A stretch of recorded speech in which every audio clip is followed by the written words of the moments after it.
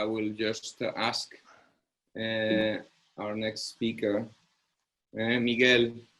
Miguel Fernández is a professor at the University of Lausanne, and he's participating in the groups of SHEAR and several other groups in the FIB, and he was going to talk to us about the very interesting topic about towards a more sustainable approach to concrete construction, which is a quite wide theme, and I think it will be very, very interesting. So hello everyone. So really thank you very much for being here in this unique occasion. So today I'm going to present my conference entitled Towards a More Sustainable Approach for Concrete Construction, which is, as you may presume, addressed one of the most important challenges that we'll have to face in structural concrete in the coming years. So in this conference, I will be presenting some research that we're doing now here in Lausanne on textile reinforced concrete, but I would not like to present really all the details, the small details of the research, but my intention will be to provide really a general vision of the topic and where the future needs in terms of research and practice are. So also would like to say that when I was preparing this conference, I had several discussions with David Fernandez-Ruiz, who I acknowledge for this time. And we were both convinced really that it's very important that we speak of these topics, on the topic of sustainability and concrete construction, even in seminars, in symposia like this one, and that we all became aware that structural concrete will be one of the key aspects, one of the key solutions actually to provide a suitable answer to this challenge of sustainability. So I think it's very important that we really start understanding that we have a fundamental role in the topic of sustainability and sustainable approach for construction. So to start with, I would like just to share some facts. As engineers, we like very much working on facts, on scientific data. And I borrowed from the United Nations Environmental Report. It was a very, very interesting report. I invite you all to read it. It's freely available. It was written by Karen Scrivener and a group of experts. Karen Scrivener is professor also in Lausanne in 2017, where they were just showing by clear facts this trend that we all know in the increase in population in Earth. So about now roughly 7.5 billion inhabitants, 7.5 billion people living on planet, and also what was the demand that was having on construction materials. So we saw that up to the 70s, 80s, there was more or less linear, also a trend increase in steel and concrete. But since then, steel stabilized and has increased a bit, but really concrete is growing exponentially. It's really growing very fast. And this trend that we see here is not going to stop, or does not seem to be that it's going to stop in the next years. This is what we foresee that will happen in economies. Of course, there is the COVID and things that may change. But what we see is that this trend, which is increasing from here, well, you see 4,000 to 6,000. So it's going to increase the demand on cement production, concrete production, about still half more. So this would be a dot located somewhere here in some years. So concrete is going to start increasing, even if some countries like China, they're declining, others like India and other developing countries will still be requiring more and more concrete construction. And perhaps the question is why? Why is concrete so important? Why is concrete such a material that we have this demand? And the answer is very simple. It's related to chemistry, actually, and to the composition of the Earth's crust where we are living. So, as you know, in this citation of Carl Sagan, we are made of dust of stars. So the stars are these atomic furnaces, and they produce the atomic elements, then they explode, supernovas, then condense in planets or new stars. And what we see is now, what we find in our planet is the result of all this process. And basically, what we can see is that there is a number of elements that are abundant on our crust, and if we want to build, we with them. So it's basically the ones we know. It's oxygen, silicon, aluminum, iron, calcium, sodium, potassium, magnesium, carbon, and hydrogen. So these are the elements that we find here. So if you want to be able to solve the issue of housing 7 billion people, really, you have to do it with these materials. You cannot do it with iridium or rhodium or gold or any other material that we find in scanty quantities, but really you have to do it with these materials. These are the raw materials that are largely available. So this is an important feature, and this is what is giving us some constraints in the way we can actually build our infrastructure and our housing needs. So basically, to build with these elements, there could be some ways, but one of the most of the optimum ways of doing it is by doing chemical reactions between them amongst these elements. And basically, what we have to do, or what we can do easily, is to do hydration of the oxide. So we have plenty of water, oxygen and hydrogen, both of the two most abundant elements which produce water, which is the universal solvent. And we can have, within this water, we could have elements that are, if they are oxides, that are diluted, that are inside, and that by hydration, they will create new products. And some things, and magic could happen or not. So some of them, as sodium or potassium, they have too high solubility. So the hydration of these oxides is giving particles which stay mostly in water.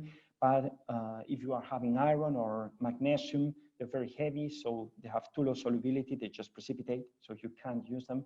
But you find that silicon, aluminum, and calcium, they have some very interesting properties, because when they hydrate, they are creating crystals. These crystals, they have not too low or too high solubility, so they will be growing, and it's these red layers that are drawn here. They start interlocking between them, creating a crystalline net. So it will be a new material that we are creating that is capable of bearing stresses. So this is very simple chemistry. This is, for instance, perhaps the most known, the 3-calcium silicate oxide plus water. And then what we are getting is a carbon silicate hydrate, which is the famous CSH of the Serret-Feldman model, plus calcium hydroxides. And also we are creating a bit of energy, so a bit of thermal heat. So this is the way it works. It's very simple chemistry. It's not the only one, of course. There are many other products that we can create, but we could see that by hydrating these oxides, there are these crystals that are creating, that are emerging, that are interlocking, and eventually generating this new material. Here you even see a large portlandite crystal. So it's just pure chemistry, very simple chemistry that we could do with the materials on the crust of Earth. And this is why it is explaining why cementitious-based materials, they're so abundant and so widespread. The only issue that we have, and this is what is touching to a large extent sustainability, is that actually we don't have these oxides freely available. So what we have normally to build is the impure limestone. So it's calcium carbonate, which is normally also with silicon oxide, with clay. And this is not pure oxide, so we take them into a furnace, into a rotary kiln, and then with this, we introduce energy, and we are producing the clinker. So perhaps this is let's say, the sin of creating cement, where we need to put quite a lot of energy, and this is responsible for about 60% of CO2 emissions. But this is something we can fix, we can solve, by using biofuels or other approaches. But also, so the 60% we can really cut on it.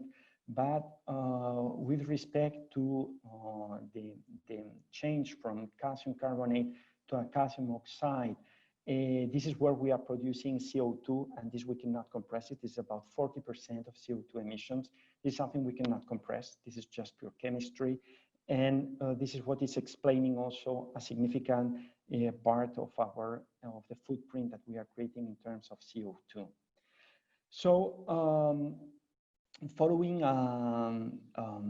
this process, there's another nice report that I was sent by Lin Kai Huang from Technical University of Denmark. It's a study again, DTH and EPFL, so in Switzerland, done also by the team of Karen Scrivener, quantifying a bit all these impact that we are having with the clinker production. And what we see is that cement industry is contributing to 5% of the global impact, even we speak between 5 and 10 for the whole concrete production. So it's quite a lot, it's a significant fraction, and we have to be aware that our work and our decisions, they're really having a true impact on what's happening in terms of sustainability. And then perhaps the answer that we could have, or the reaction is, okay, so then we have to abandon these cementitious-based materials for construction. But this would be quite a false answer, or just a very restrictive answer to the question. In the same report, you may find, for instance, the whole chain of value in producing concrete. So there is a part on CO2 that is produced during cement, a part which is produced during concrete, the way we use concrete, and also a part that we use in the structure, which is also comprising our designs. So you may see that when we compare to the 1990 emission level, if we say that that was 100%, we can dramatically cut actually the CO2 emissions just with very simple means, just acting on the cement. So let's say by using substitutive of clinker, by using, let's say, suitable, not over strength. So many aspects, biofuels, they allow already cutting by half what was emitted in 1990s. There are also what's called breakthrough technology. So it's basically carbon capture and storage, carbon sequestration, which could also dramatically reduce this by about 70%. So let's assume 30% of what we had, but this is perhaps not realistic for cement industry. This will require huge investment that will make the material not competitive, and it's all addressed mostly at industries that they don't have any other alternative to do that. But if we're still a bit smarter and we work on cement and concretes, on the packing, in not having concretes with over strength, when we are asking for a concrete of 30 MPa to have a concrete of 30 and not of 60, and so on, we could even have more or less the same level on, and furthermore, if we are also acting on the design, on the way we design the structures, on the way we design the materials, again, not having over strength, we could even reduce more, right? We can even reduce more than with carbon capture and storage. So what this is showing is actually that we have a significant fraction of the problem, but we could, in an intelligent manner, act on it, and continue providing an answer to housing, to infrastructure questions by doing it in a more sustainable manner. And this is where our research is also framed on textile reinforced concrete. So ordinary reinforced concrete is basically what we see here in the left.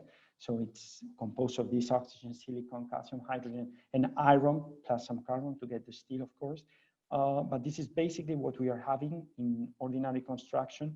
And what we do in textile reinforced concrete is that we are replacing the steel reinforcement by textile reinforcement. Can be of carbon, can also be of other basalt fibers or glass fibers, but basically what we are using normally is carbon fibers. So we are getting rid of iron, and this is giving us lots of advantage. If we go back to this chain of value, what we're having is that if you're using this approach, you do not need any passivation of the steel reinforcement, so there is no problems of corrosion of this carbon. So this already allows you to use low clinker content cement. So this is already cutting in the demand of clinker in this production of CO2. You also have very controlled production, so the material is well known, is well produced, is well mixed with a high performance materials. And something instrumental is that we can reduce the concrete cover to static requirements. So there's again no need for passivation, no need to have 5-6 centimeters of concrete cover, but it's just static needs, it's just some millimeters. So there's a lot of material which is saved. And as a result, we have this low thickness, we have low weight, we have reduced material amounts, also limited erection means. So we are getting towards a very rational use of the material at all levels. So I think this is something very, very important. So how does this material look like? Perhaps for you know it, but in case you don't, so basically we're using this, we're replacing this reinforcement by this fabric, carbon fabric, for instance, here. This is a bidirectional grid, and we're having bundles of thousands of filaments which are bundled in these rowings, which are grouping them, and this is acting as our reinforcement. So the response is relatively different to what we are accustomed to in reinforced concrete. So this, in terms of a force, this is what an ordinary reinforcement would look like this bilinear elastic plastic shape.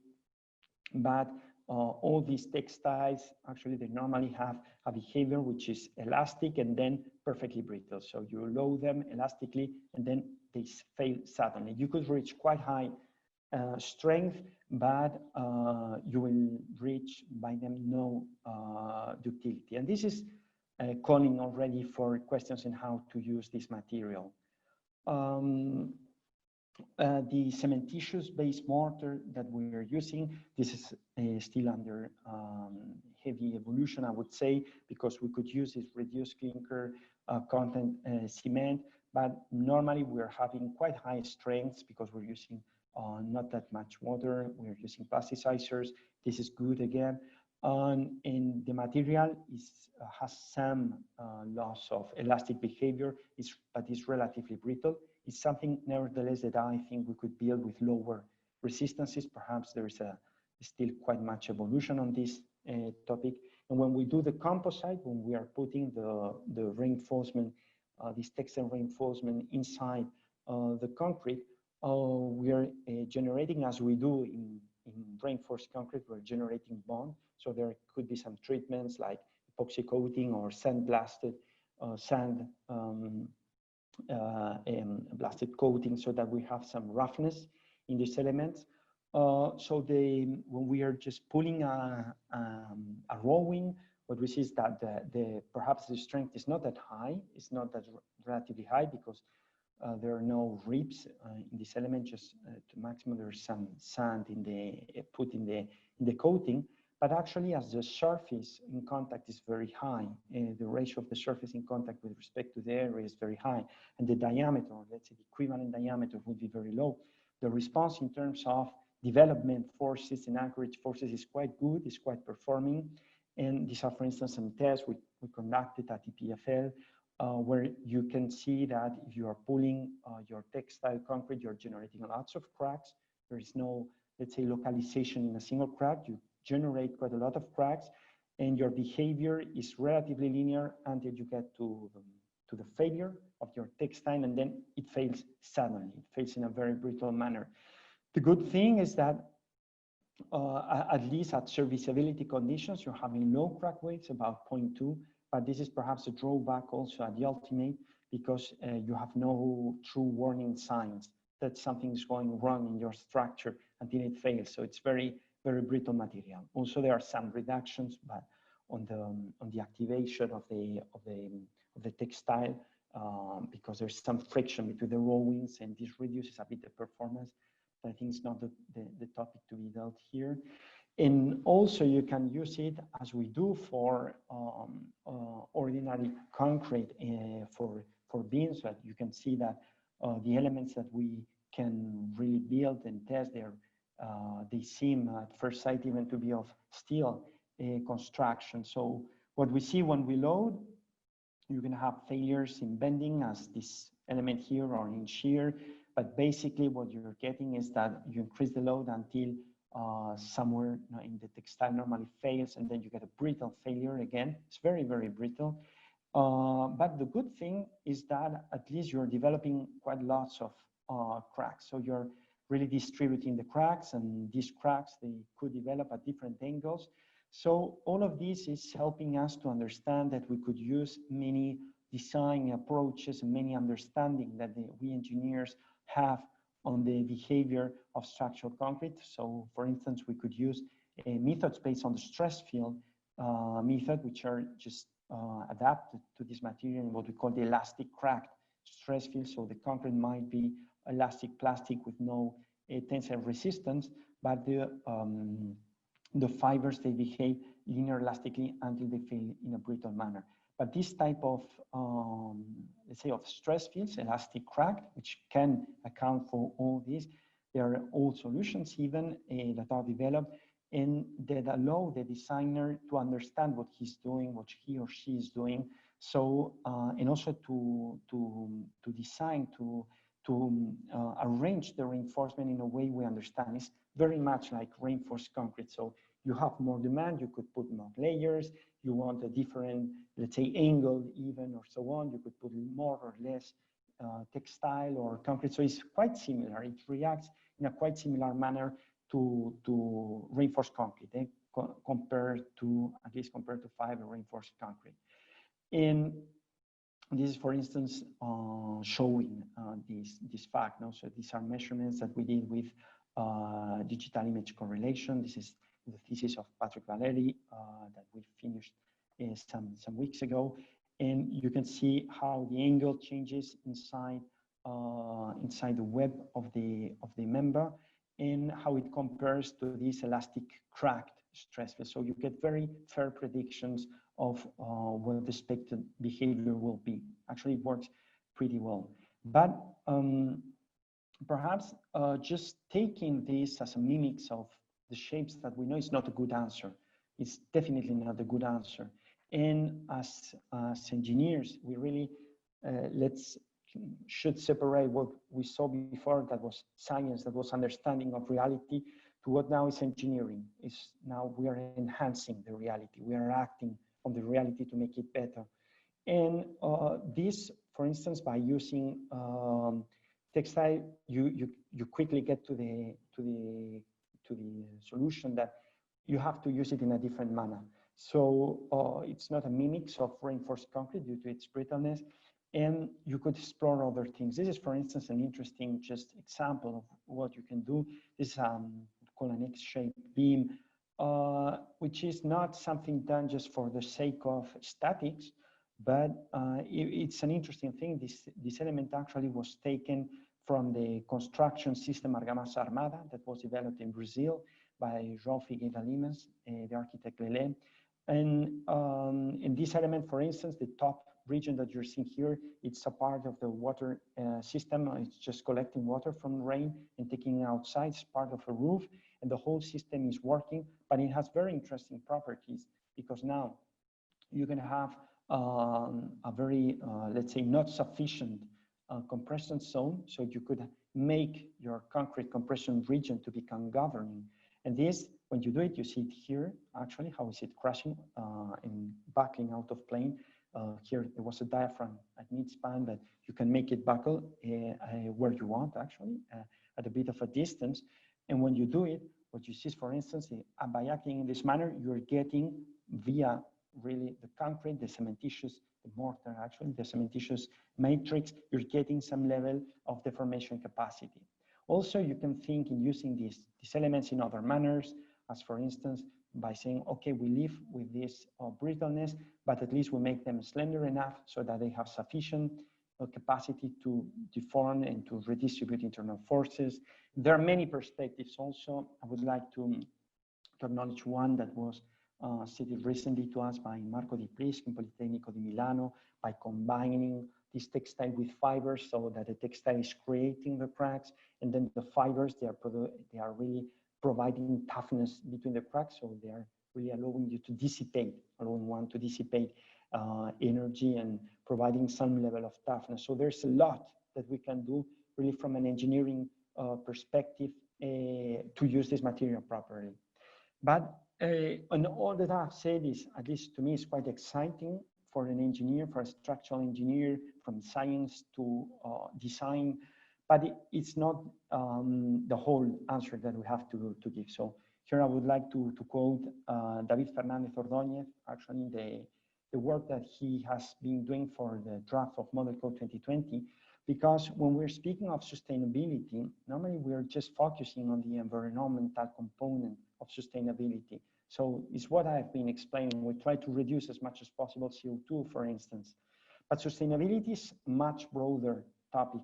Actually, you have to focus on three pillars for sustainability. It has to be, to be a sustainable solution, it has to be environmental sustainable, social sustainable, and economic sustainable. So basically, you need to have something which is friendly, or the friendliest as possible to the environment, something which could be done in different contexts.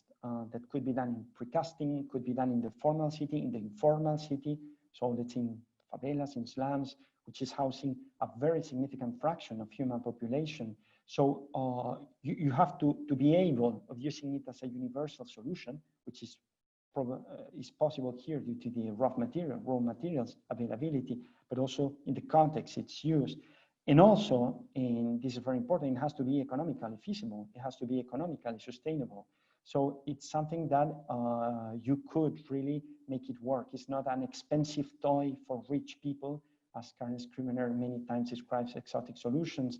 It's really something, a solution that could be used in every context and in a competitive manner. So we as engineers, really, we are a necessary part of this of the solution to this challenge, but we cannot do it alone. So we need this holistic perspective, this broader perspective. This is also what we are trying to implement in our researchers in Lausanne. So this is the X-beam with Rafael Baur. He's an architect who is also together with Patricia Guaita, taking ideas from architecture, then we understand, we try to discuss. We work with the students, we work with different groups in Brazil, in other countries, so to produce solutions that could be competitive for different application tubes, so on, and many other topics to still to solve. As a result of all these efforts, we've completed last year in September a prototype pavilion in textile reinforced concrete, who is trying to explore what is the potential of this material. You see that we can build with shells, 9 millimeters thickness. All you see here below, which seem steel beams, they are concrete, textile reinforced concrete beams. The way it works, the way you approach to the problem cannot be also the engineer alone. It has to be something with the material scientist, with the engineer, structural engineer, the architect, and also people from building physics. So how to do with all these elements in terms of acoustics, in terms of thermal energy, and so on. So many challenges. I think this is a good message for everyone doing research in this field. They remain open. The use of tailored cementitious-based materials, how to deal with this brittleness. Can this material be used in different contexts? Prefabrication in situ, how to do with the building physics, and so on. So it's just, I think this research is just an opening door. In particular, I think we have to be aware of the significance of what we are doing. We cannot continue doing it as usual, or just going to very interesting, I don't know, sophisticated topics which really, they are not providing an answer to this. I think really we need to move, we need to demonstrate that our material, our structural concrete could be used and will be used for the next generations. So that was basically the content of my presentation. David, I don't know if you want to... Thank you very much, Miguel, for this very interesting presentation. We have already two questions that I can pass to you. One is from Roberto Torren, and he's asking, how is textile reinforcement behavior against fire to allow such drastic reduction in concrete cover? Yes, okay, so naturally it has very limited resistance to fire. This is one of the issues. So if you want to use it, it's not that you cannot use it, it's simply that if you want to use it, at least for now, because the covers, if you want to use it with limited covers and a limited amount of material, you need to protect it as you are doing, for instance, with steel, or could also be with timber construction, but particularly in this sense is very similar to steel. So you need to provide some cladding or some protective layers so to avoid any issue. Yeah, but it's a very pertinent question, actually. Yeah. Okay, and we have another question from Ana Padilla. Hi, is there any possibility that Miguel show us some videos of the tests that have been made? I think not now because I don't have them prepared, but gladly, Anna, if you want to send me an email, I will send you some videos on that. Okay. Muhannad Hussain, thanks, Miguel.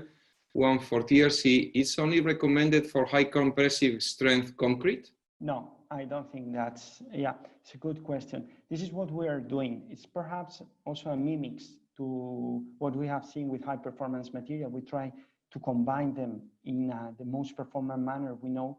But from my experience, I don't think it's necessary to go to such high resistance. So I think this is one of the evolutions to try to develop tailored cementitious based composites where we're using lower grade cement paste. Yeah, definitely.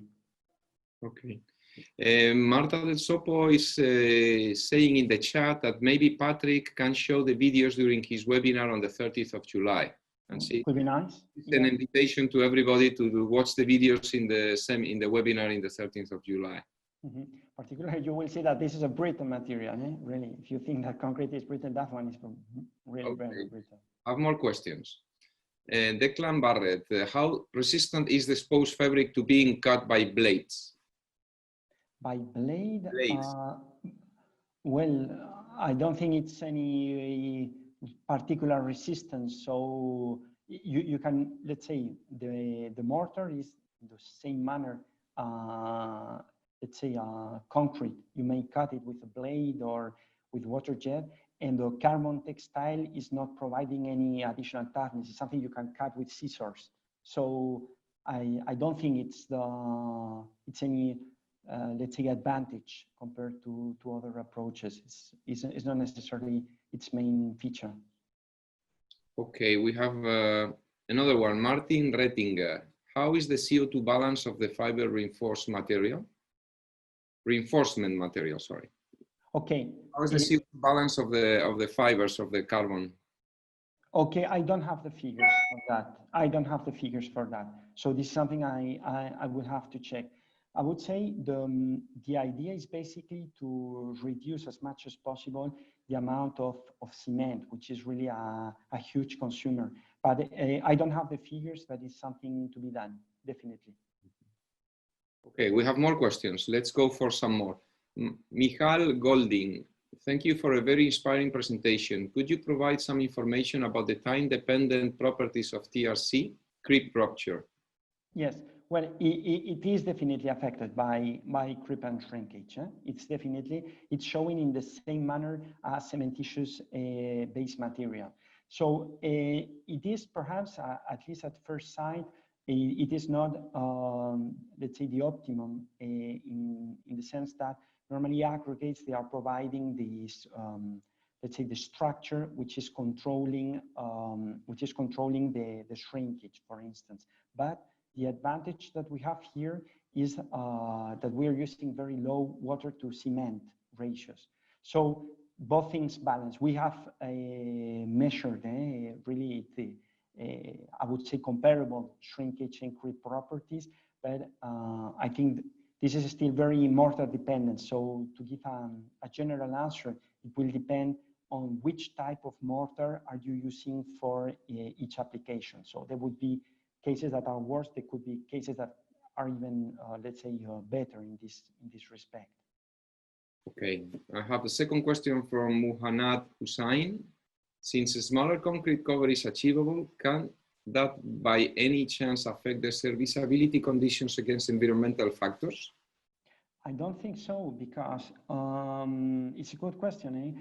I already made myself the same.